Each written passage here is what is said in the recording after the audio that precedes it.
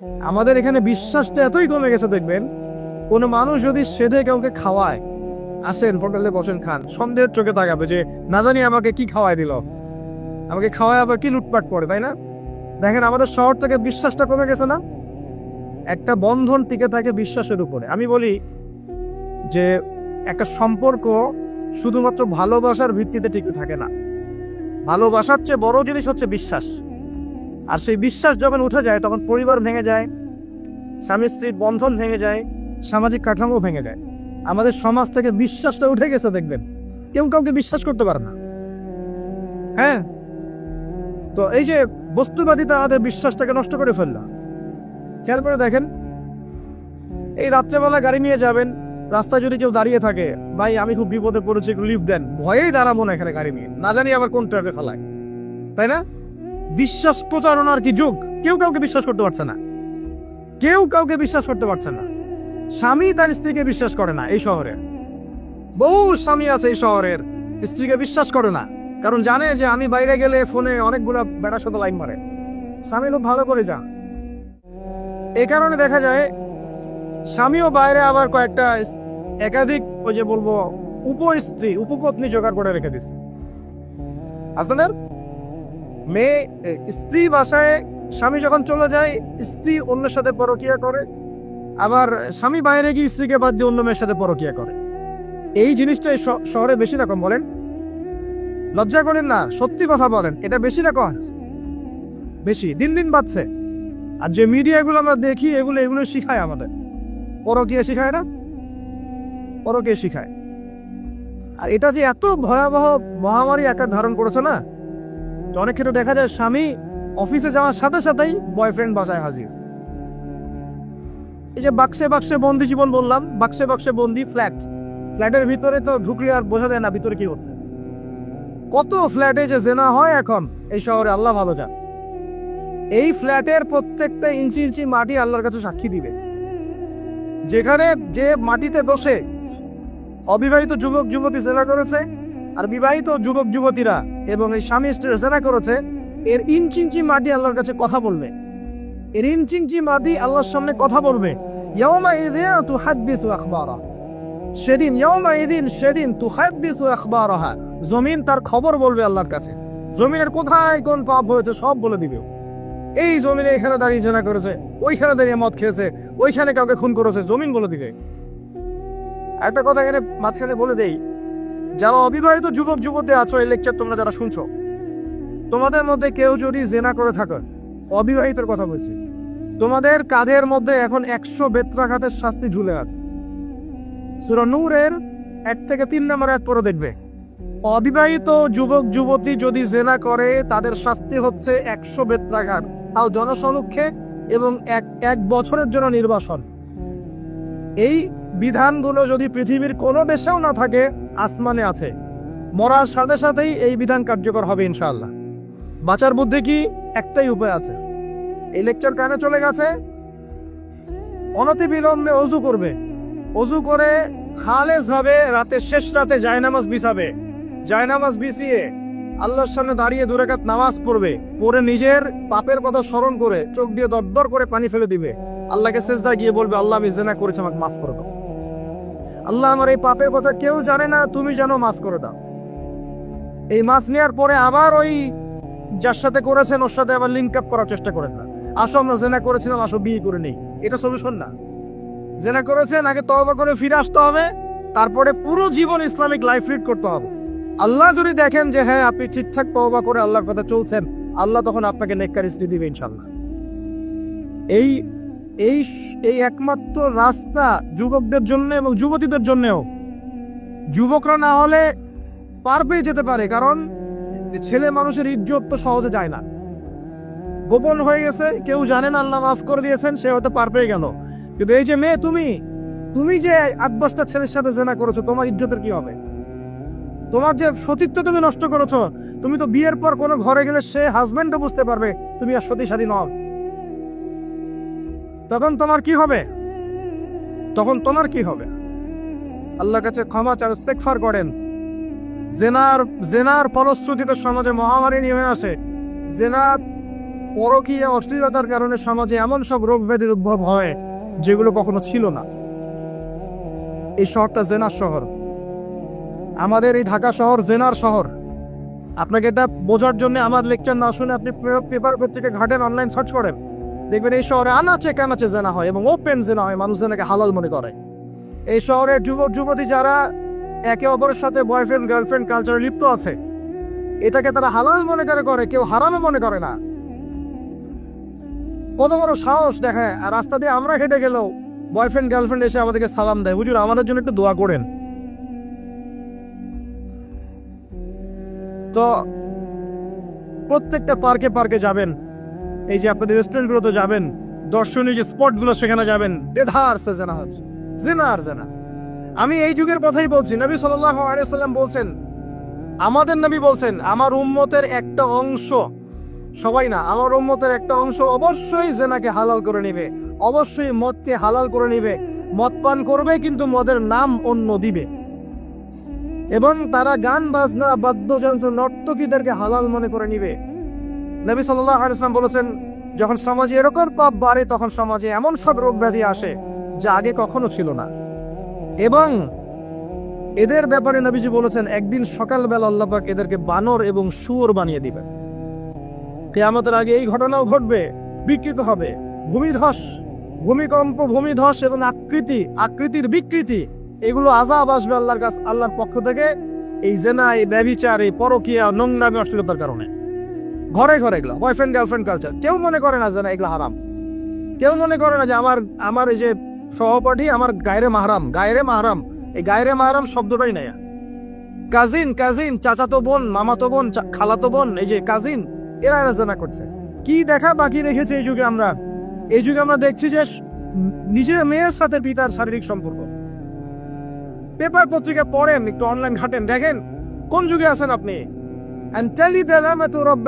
সমাজে ন্যায় অন্যায় হক বাতিলের মানদণ্ডই উল্টে যাবে। মানুষ ন্যায়কে অন্যায় মনে করবে, অন্যায়গুলোকে ন্যায় মনে করে নিবে। কোনো মানদণ্ড নাই, কোনো মানদণ্ড নেই।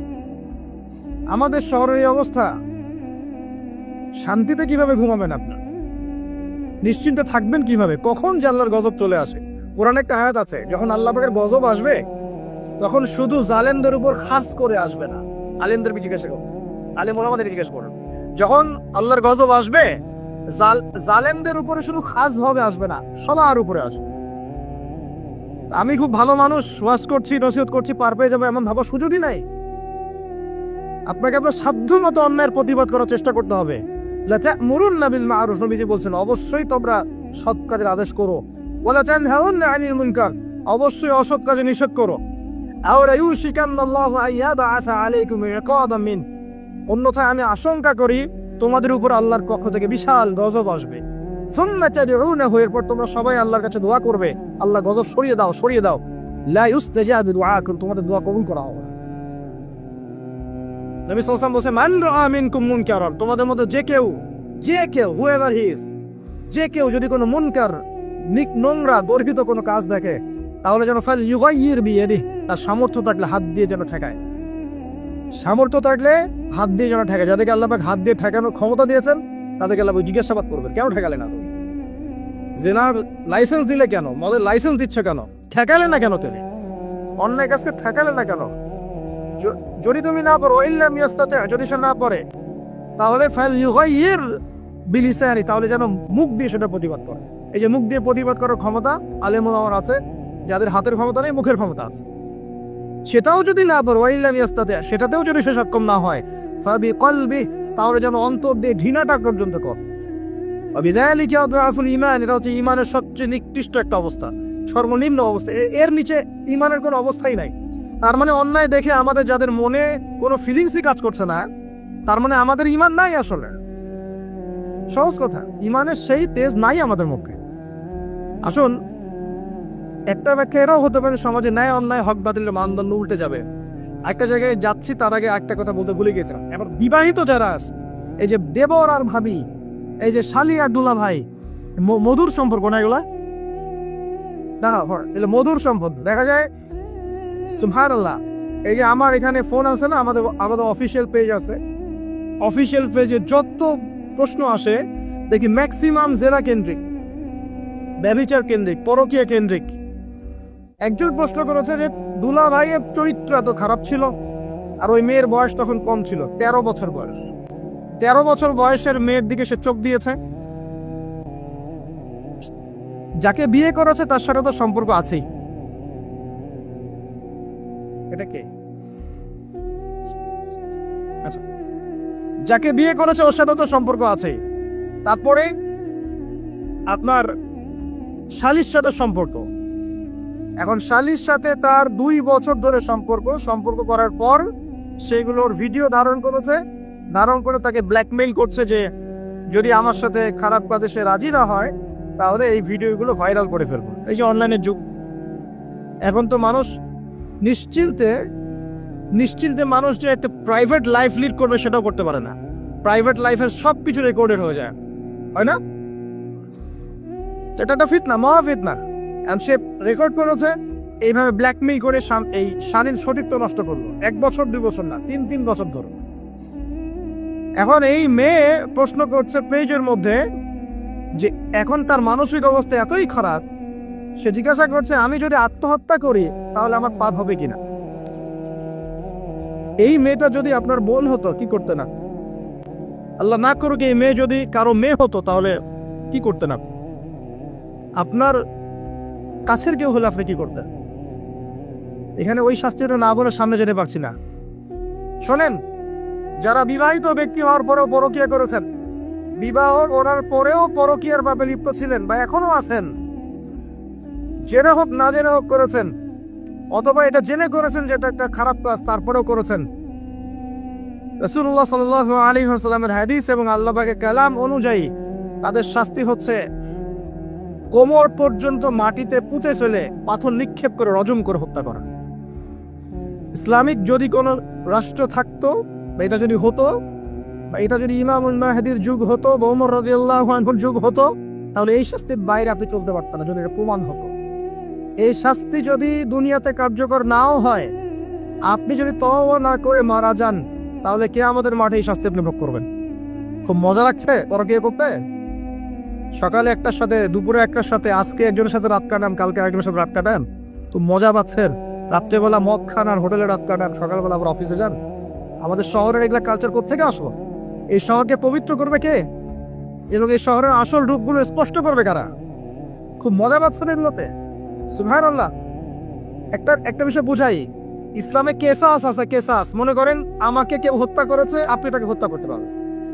মনে করেন আপনি কাউকে হত্যা করেছেন, ঠিক আমাদের লজের মধ্যে কেউ যদি কাউকে হত্যা করে তাকে ফাঁসি দেওয়া হয় না, এরকমই কেউ যদি কাউকে হত্যা করে, ইসলামের বিধান কেসাস করা, মানে হাতের বদলে হাত, চোখের বদলে চোখ, কানের বদলে কান, নাকের বদলে নাক, জানের বদলে জান, যদি প্রমাণ হয়। কিন্তু এখানেও হত্যাকারীর বাঁচার সুযোগ আছে। কিরকম? মনে করেন আপনি আমার পরিবারের কাউকে হত্যা করেছেন, আল্লাহ না করুক। এখন আপনি এসে আমাকে ক্ষমা চাচ্ছেন যে আমার ভুল হয়ে গেছে, আমি মুক্তিপণ রক্তপণ দিব, আমাকে মাফ করে দেন। এখন আমাদের পরিবারকে আপনাকে বললো ঠিক আছে আপনাকে মাফ করে দিলাম, আপনার কেসাস করার দরকার নেই, আপনি রক্তপণ দিয়ে দেন, তাহলে আপনি বেঁচে থাকার সুযোগ পেলেন। কথা বুঝতে পারছেন? আরেকটা হচ্ছে মুর্তাদ। মনে করেন কেউ ইসলামের কিছু বিষয়কে অস্বীকার করেছে, তাকে জেলখানায় বন্দী করে রাখা হবে, সুযোগ দেওয়া হবে যে আপনি কি এগুলো জেনে শুনে বলেছেন নাকি এর উপর অটল থাকবেন না ফিরে আসবেন। সে যদি বলে না আমি তওবা করলাম, আমি এগুলো থেকে ফিরে আসলাম, ও বেঁচে থাকার অধিকার পেয়ে গেল। কিন্তু বিবাহিত ব্যক্তি যারা ব্যভিচার করেছে, বিবাহিত ছেলে বা মেয়ে ব্যভিচার করেছে, তওবা করে যদি ফিরেও আসে, রজমের শাস্তি থেকে বাঁচার কোনো সুযোগ নাই। বুঝতে পারছি না। একজন মহিলার কথা বলি তাহলে বুঝতে পার। এটা একজন মহিলা সাহাবীর ক্ষেত্রেও হয়েছে, একজন পুরুষ সাহাবীর ক্ষেত্রেও হয়েছে। আচ্ছা, পুরুষ সাহাবীর কথা বাদ দিয়ে মহিলা সাহাবীর কথাটা বলি। মহিলা সাহাবী এসেছেন, এসে নবীজিকে বলছেন ইয়া রাসূলুল্লাহ তাহিরনি, আমাকে পবিত্র করুন, আমি একটা অন্যায় করেছি, আমি বিশাল একটা অন্যায় করেছি। নবী সাল্লাল্লাহু আলাইহি ওয়াসাল্লাম বলছে কি করেছো তুমি? তখন সে বলছে আমি জিনা করেছি। নবী সাল্লাল্লাহু আলাইহি ওয়াসাল্লাম বলছেন বাসায় যাও, বাসায় গিয়ে আল্লাহর কাছে তওবা করো, আল্লাহ পাক মাফ করে দিবেন। নবীজি এটাকে হাইপ করতে চাচ্ছেন, কারণ কি, যখন আপনি কেস আদালতে নিয়ে যাবেন তখন তো উপায় নাই, আপনাকে তো বিচার করতেই হবে। তুমি বাসায় ফিরে যাও, তওবা করো, আল্লাহ মাফ করে দিবে। সে মহিলা নাছোড়বান্দা, না আমার বিচার করে দেন, আমার বিচার করে দেন, পরকালে আমি শাস্তি পেতে চাই না, দুনিয়াতে আমার বিচার করে দেন। নবী সাল্লাল্লাহু আলাইহি ওয়াসাল্লাম বলছে তুমি কি গর্ভবতী হয়েছো? হ্যাঁ, জিনার কারণে আমি গর্ভবতী হয়ে গেছি। এরকম হচ্ছে না এখন? আর যে অ্যাবর্শন করছে না, ও যে ক্লিনিকে গিয়ে, এটাও ট্রেন্ড হয়ে গেছে, হইল, সমস্যা কোথায়? কি এমন হয়েছে? আমার কি কেরিয়ার নষ্ট হয়ে গেছে? ফ্যামিনিস্ট নোংরামে কোথাকার। তারপরে এই মেয়ে বলছে, হ্যাঁ আমি গর্ভবতী হয়েছি ইয়া রাসূলুল্লাহ। নবী সাল্লাল্লাহু আলাইহি ওয়াসাল্লাম বলছেন, বাসায় ফিরে যাও, সন্তান যখন খালাস হবে তারপরে এসে বিচার করে দেব। 9 থেকে 10 মাস সে এই সন্তানকে গর্ভে ধরলো। ধরার পরে সন্তান যখন খালাস হয়ে গেল, সে নবীর কাছে এসে সন্তান কোলে নিয়ে, নবজাতক, ইয়া রাসূলুল্লাহ সাল্লাল্লাহু আলাইহি ওয়াসাল্লাম দরুদ পড়বেন, আমাকে পবিত্র করে দিন, আমার সন্তান হয়ে গেছে এখন। নবী সাল্লাল্লাহু আলাইহি ওয়াসাল্লাম বলছেন, সন্তান কি দুধ খাচ্ছে? হ্যাঁ দুধ খাচ্ছে। তাহলে তুমি তাকে দুধ পান করাও। কত বছর দুধ পান করাতে হয়? 2 বছর। 2 বছর দুধ পান করাও, দুধ পান করা শেষ হবে তারপরে এসে তোমার বিচার করে দিব। এবার 2 বছর দুধ পান করানোর পর এই মহিলা এসেছে, সন্তানের হাতে একটা রুটি। নবীজিকে বলছেন, ইয়া রাসূলুল্লাহ সাল্লাল্লাহু আলাইহি সাল্লাম, আমার সন্তান এখন রুটি খেতে পারে, আমার সন্তান এখন রুটি খেতে পারে, আমার বিচার করে দেব। তখন নবী সাল্লাল্লাহু আলাইহি সাল্লাম বলছেন, সাহাবীরা, তোমাদের মধ্যে কেউ কি আছো এই সন্তানের দায়িত্ব নিবে? একজন আনসার সাহাবী বলছেন, আমি দায়িত্ব নিব। তখন এই আনসার সাহাবীর কোলে নবী সাল্লাল্লাহু আলাইহি সাল্লাম এই বাচ্চাকে তুলে দিলেন। তুলে দেওয়ার পর খালিদ বিন ওয়ালিদ রাদিয়াল্লাহু আনহু অন্যান্য সাহাবীদেরকে বললেন, যাও এই মহিলাকে নিয়ে যাও, কোমর পর্যন্ত গেড়ে দিয়ে রজম করে হত্যা করো। এবার এই মহিলাকে নিয়ে যাওয়া হচ্ছে, একটা কথা বানিয়ে বলছি না, এই আপনার আলেম ওলামা যারা আছেন জিজ্ঞাসা করবেন কওমি মাদ্রাসার। এই মহিলাকে নিয়ে যাওয়া হচ্ছে, মহিলাকে পাথর নিক্ষেপ করা হচ্ছে। পাথর নিক্ষেপ করার মধ্যে খালিদ বিন ওয়ালিদ রাদিয়াল্লাহু আনহুর পাথরও ছিল। খালিদ বিন ওয়ালিদ রাদিয়াল্লাহু আনহু নাম শুনেছেন না? বীর সাহাবী, তিনি পাথর নিক্ষেপ করেছেন একটা। এই পাথরের আঘাতে ওই মহিলার কোন একটা জায়গায় লেগেছে, গায়ের লেগে রক্ত বের হয়ে গেছে, রক্তের ছিটাটা তার গায়ের এই যে কাপড় এসে পড়েছে। কাপড় এসে পড়ার সাথে সাথে খালিদ বিন ওয়ালিদ রাদিয়াল্লাহু আনহু বলছেন, ছি ছি ছি ছি ছি, আমার গায়ের মধ্যে এরকম নোংরা ব্যভিচারী মহিলার রক্ত পড়লো কি? এরকম একটা তাচ্ছিল্যের কথা বলেছেন। তখন নবী সাল্লাল্লাহু আলাইহি ওয়াসাল্লাম বলছেন, হে খালিদ তুমি থামো, হে খালিদ তুমি চুপ করো। তুমি জানো এই মহিলা এই 2 বছরে 3 বছরে এত তওবা করেছে আল্লাহর কাছে, এই সমস্ত তওবা যদি মদিনাবাসীর মধ্যে বন্টন করে দেওয়া হয় তবুও কম হয়ে যাবে।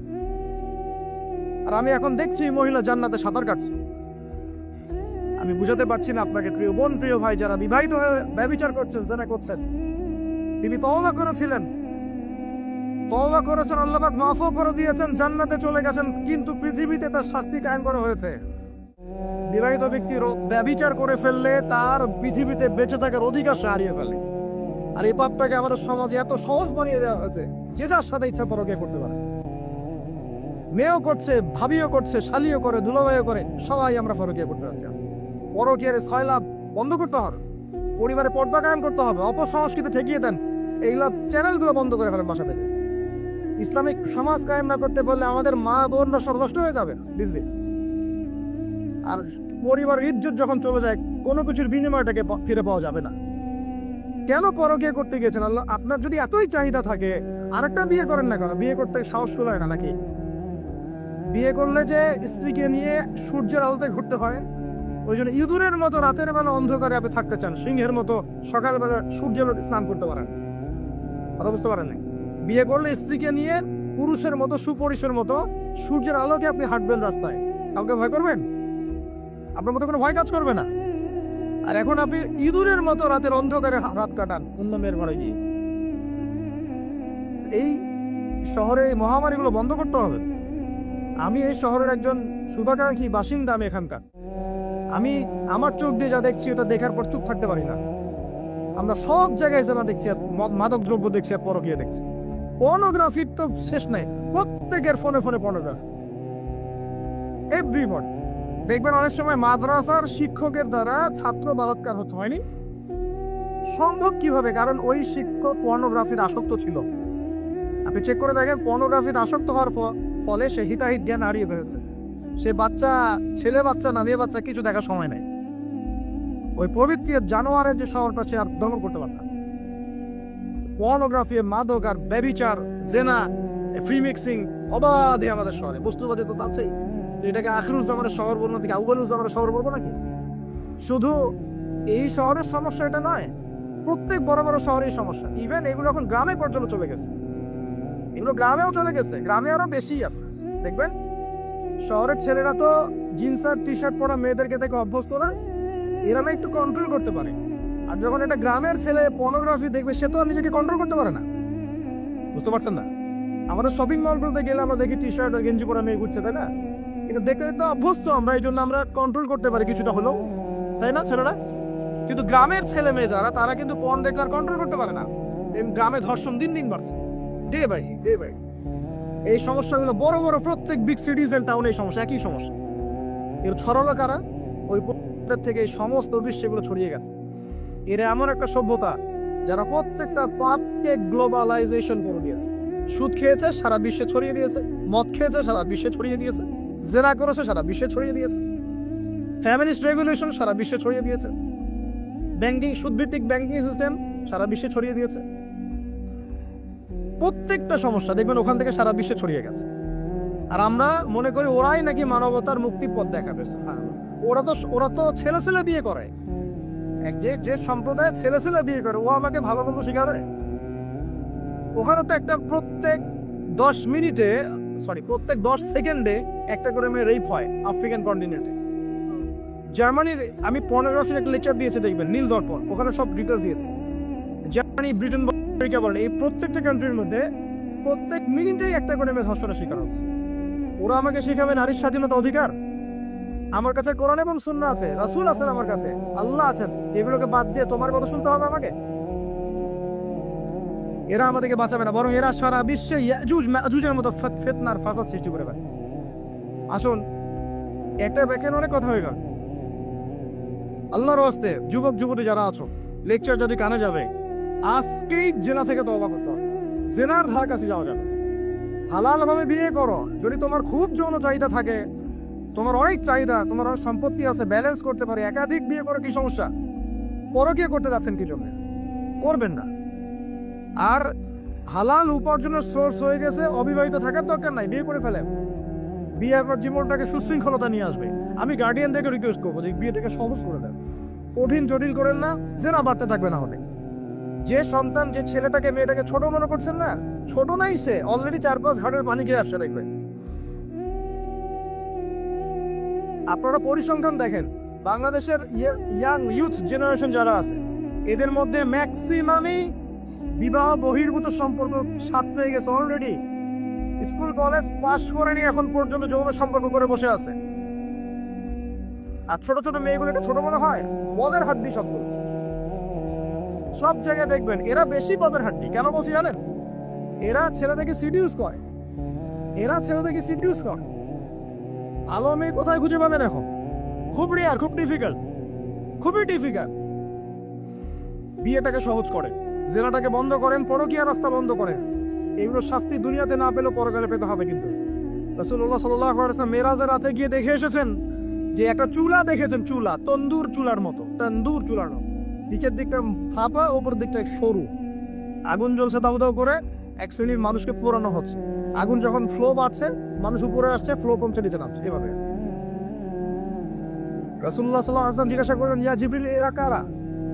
জিবরাইল আলাইহিস সালাম বলছে, এরা আপনার উম্মতের সেই সব ব্যক্তি যারা জেনার পাপে লিপ্ত ছিল, এবং তাদের এই আযাব থেকে এত দুর্গন্ধ বের হচ্ছে কল্পনা করতে পারবেন না।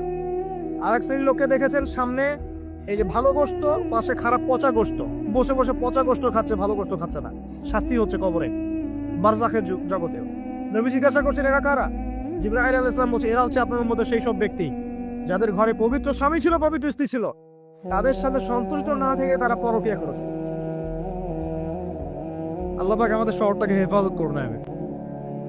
এখানে একটাই সলিউশন, ইসলামিক অনুশাসন, আদারওয়াইজ অন্য কোনো সলিউশন নাই। কতক্ষণ ভালো থাকবেন আপনি? চতুর্দিক থেকে আপনাকে জেনায় উদ্যুক্ত করা হচ্ছে। আপনি অনলাইনে ঢোকেন, এই যে ফোনটা নেন, ফেসবুকে ঢোকেন, ইউটিউবে ঢোকেন, খালি জেনা আর জেনা। মানে জেনাটাকে এমন ভাবে দেখানো হয় যে কি যে মজার একটা বিষয়, কি যে মজা একটা। অথচ জানেন, জেনার মধ্যে যাররা পরিমাণ কোনো সুখ নাই। আপনি হালাল ভাবে বিয়ে করেন, আপনি যে সুখটা পাবেন, আপনি শত শত জেনা করলে সেই সুখ পাবেন না। এটাকে দেখানো হয়, এই যে পর্নোগ্রাফি যা দেখায়, সবই ভুয়ার বানোয়া। এটা টোটালি বানোয়ার জিনিস। শুটিং আছে না, শুটিং, ওই যে নায়ক নায়িকা নাচানাচি করে, শুট করে না, ঠিক সেম ভাবে এটাকে শুট করা। এরও শুটিং, জাস্ট আর কিছু না। তো কেন ছড়িয়ে দেওয়া হলো? কারণ মুসলিমদের ঈমান, তাদের তাকওয়া, তাদের কলবের যে নূর, এটাকে নষ্ট করার জন্য। আর মুসলিম যুবকরা যদি ইসলামের আলোয় উদ্ভাসিত হয়, তাদেরকে ঠেকানো এত সহজ নয়। তাদের দ্বারা ইনশাআল্লাহ দেশ, জাতি এবং উম্মার খেদমত হবে। এই কারণে তারা সুকৌশল এটা করেছে। আসেন, অনেক লম্বা না করে আমি ফিনিশিং এর দিকে টানছি এখন এদিক থেকে। দ্বিতীয় ব্যাখ্যা এটা হতে পারে যে সমাজে ন্যায় অন্যায়, হক বাতিলের মানদণ্ডই কি হবে, উল্টে যাবে। উল্টে গেছে কিনা? মানুষ এখন মিথ্যাবাদীকে সত্যবাদী মনে করে কিনা? এবং ওয়ার্ল্ডে যত বড় বড় মিথ্যা নিউজগুলো হয় সবাই এগুলোকে সত্য মনে করে না? আর সত্য নিউজগুলোকে মানুষ মিথ্যা মনে করে। আমানতদার একটা ব্যক্তি বলে যে চরম খেয়ানতকারী ব্যক্তি বলে আমানতদার, যার চরিত্র দেখবেন সবচেয়ে খারাপ, ওকে বলছে একেবারে কি চরিত্র, মহান চরিত্র অধিকারী। আর সবচেয়ে উন্নত চরিত্র অধিকারী নবী সাল্লাল্লাহু আলাইহি ওয়াসাল্লামকে মানুষ গালি দেয়, তাই না? তো দেখেন মানদণ্ড উল্টে গেছে। আরেকটা ব্যাখ্যা বলছি এই হাদিসের শব্দটার, আনতালি দালামাতু রাব্বাতুহা। হ্যাঁ, সত্যি সত্যি দাসী মনিবকে জন্ম দিতে পারে, এটা বোঝার জন্য এই যুগটাই সবচেয়ে উৎকৃষ্ট। কিভাবে জন্ম দিতে পারে দেখুন, একটু মনোযোগ দেন। ফ্যামিলিস্ট রেভলিউশনের কারণে বহু মেয়ে বাইরের সভ্যতা, যারা এইসব কান্ট্রিতে না, বাইরের কান্ট্রিগুলোতে বাচ্চা কাচ্চা নেওয়ার সময় পায় না। ফ্যামিলিস্ট রেভলিউশনের কারণে বহু মেয়ে বাচ্চা কাচ্চা নেওয়ার সময় পায় না। বাচ্চা নিবে কিভাবে? এখন সন্তান তো দরকার। তখন কি করে? মধ্যবিত্ত, নিম্ন মধ্যবিত্ত কান্ট্রিগুলো থেকে কিছু মেয়েকে হায়ার করা হয়। তাদের যে গর্ভটা, এটাকে হায়ার করা হয়, যে তোমার গর্ভে আমার স্পার্ম ইনজেক্ট করা হবে এবং 9 মাস সেখানে সন্তানটা হবে, তারপর সন্তান জন্ম দিয়ে তুমি তোমার অনারিয়াম নিয়ে চলে যাবে। মনে করেন, বুঝাচ্ছি, মনে করেন আমেরিকার একটা কাপল, ওদের তো মেয়েদের বাচ্চা কাচ্চা নেওয়ার সময় নাই, তো প্রোগ্রেস, এগিয়ে যাওয়া, ইজ্জত থাকে না, 10-15 বছরের মধ্যেই সারা জীবন এভাবেই তারা চলে। 10টা-20টা জেনা হয়, এগুলো কোনো বিষয় না। ডিভোর্স তো সকালে বিয়ে হলে বিকেলে ডিভোর্স হয়, বাচ্চা কাচ্চা নেওয়ার ফুরসত নাই। এখন আমেরিকান এক মেয়ে ধরেন, এক ছেলে ধরেন, একটা শ্রীলঙ্কার কোনো মেয়ের গর্ভ ভাড়া করেছে।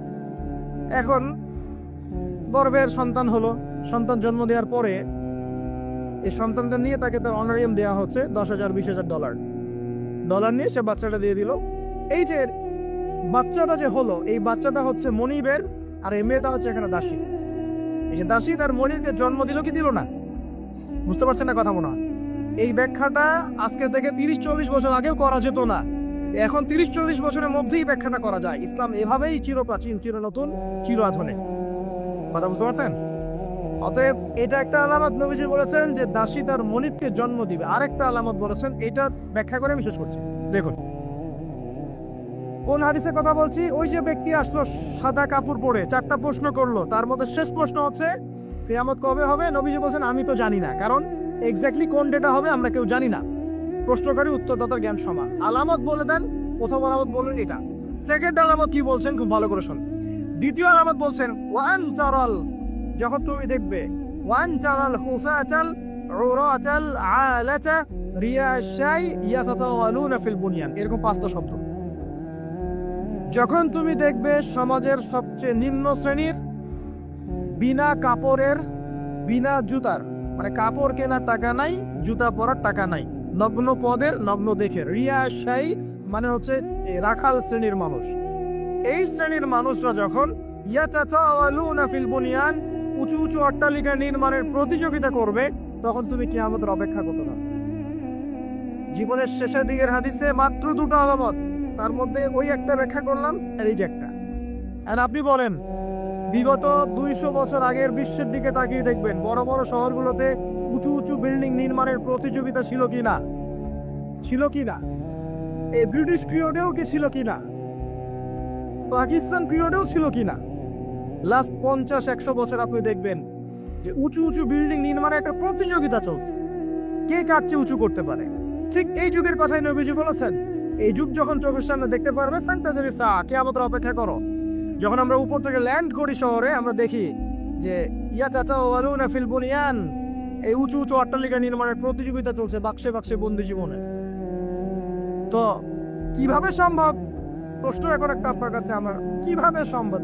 সমাজের সবচেয়ে নিম্ন শ্রেণীর মানুষ, রাখাল শ্রেণীর মানুষ, গায়ে কাপড় নাই, স্যান্ডেল নাই, কিভাবে পড়বে সে? উত্তর দেন না, কিভাবে সম্ভব? উত্তর দুটো। এক, সুদের মধ্য দিয়ে সম্ভব। সুদের মধ্য দিয়ে সম্ভব সবচেয়ে দরিদ্র মানুষের বিল্ডিং নির্মাণের প্রতিযোগিতা সম্ভব। সেকেন্ডটা হচ্ছে অন্যের সম্পদ আত্মসাৎ এবং করাপশন, এর মধ্য দিয়ে সম্ভব এটা করা। এবং এই জিনিসগুলোও শেষ জামানার আলামত। শেষ জামানার সুদ র্যাপিডলি বাড়তে থাকবে। একটা ব্যক্তি খুঁজে পাওয়া যাবে না মনে হয় যার গায়ে সুদের ছিটা ফোটা গিয়ে লাগবে না। এই যে আমি বসে আছি, মনে করছেন আমি সুদ খাই না, বা আপনি খাচ্ছেন না? আপনি না খেলেও, প্রত্যক্ষভাবে না খেলেও পরোক্ষভাবে ঠিকই খাচ্ছেন। না খেলেও আপনার গায়ে সুদের ছিটা ফোটা গিয়ে লাগছেই। এমন কোনো কান্ট্রি পৃথিবীতে নাই যেটা টোটালি সুদমুক্ত হতে পারবে এখন। IMF এর আন্ডারে আর ওয়ার্ল্ড ব্যাংকের আন্ডারে কোনো কান্ট্রি পারবে না। আপনি যাই নিতে চান, চড়া সুদের লোন দিতে হবে, আর এই লোন আমাদের পকেট থেকে শোধ করতে হবে। অতএব প্রত্যক্ষভাবে না খেলেও পরোক্ষভাবে আপনি খাচ্ছেন। হয় খাচ্ছেন, না হয় দিচ্ছেন, না হলে সাক্ষী থাকছেন, না হলে লিখে রাখছেন, কিছু একটা করছেন। এটা সেই জামানা। আর কি? করাপশন, অন্যের সম্পদ আত্মসাতের এই যে একটা প্রতিযোগিতা চলছে আমাদের অন্যায়ভাবে, এর মধ্য দিয়ে সম্ভব এই নিচু শ্রেণীর মানুষের অট্টালিকা নির্মাণের প্রতিযোগিতা। প্রিয় ভাইরা, রাত অনেক গভীর হয়েছে, আর দীর্ঘ লম্বা করছি না, একটু কনক্লুশনের দিকে আসি, একটু মনোযোগ দেন। দেখুন, আলামাতুস সাআ নিয়ে পড়াশোনা করুন, পাশাপাশি কোরআন হাদিস পড়বেন অবশ্যই, এর পাশাপাশি ইকোনমিক্স পড়েন, ওয়ার্ল্ড অ্যাফেয়ার্স বোঝেন, হিস্ট্রি পড়েন। এগুলোকে কম্বাইন্ড করে আপনি দেখবেন যে আপনার বাহ্যিক চোখ অভ্যন্তরীণ চোখ খুলে যাবে ইনশাআল্লাহ। আপনি বুঝতে পারবেন যে এখনকার সময় আর 100 বছর আগের সময় সেম না। এখন বহু কিছু দেখা যাচ্ছে যেগুলো আগে দেখা যেত না। আর আমরা আমাদের শহরটাকে যদি বাঁচাতে চাই, তাহলে আমাদের এই জেনার মহামারী থেকে বের হতে হবে, মাদকের মহামারী থেকে বের হতে হবে, সুদের মহামারী থেকে বের হতে হবে, অবিশ্বাস প্রতারণার এই যুগ থেকে বের হতে হবে, ব্যভিচারের যুগ থেকে বের হতে হবে। আমাদের পারিবারিক মূল্যবোধগুলো ঠিক করতে হবে, সবাইকে কোরআন সুন্নাহর জ্ঞানে জ্ঞানী হওয়ার চেষ্টা করতে হবে। বস্তুবাদিতা, দুনিয়ার মোহ থেকে আগে বের হতে হবে, দুনিয়ার মোহ থেকে বের হতে হবে। দুনিয়ার মোহটা থেকে বের হলেই সব ঠিক হয়ে যাবে ইনশাআল্লাহ। কবর, পরকাল, আখেরাত, এগুলো চিন্তা ফিকির সবসময় থাকলেই বের হতে পারবেন ইনশাআল্লাহ। শিয়ানা ধার্মিক হওয়ার দরকার নাই। ধর্ম খুব ভালো বুঝি, দুনিয়াটা আগে বুঝি, ধর্ম পরে বুঝি, প্রয়োজন নাই। এটা শিয়ানা ধার্মিক।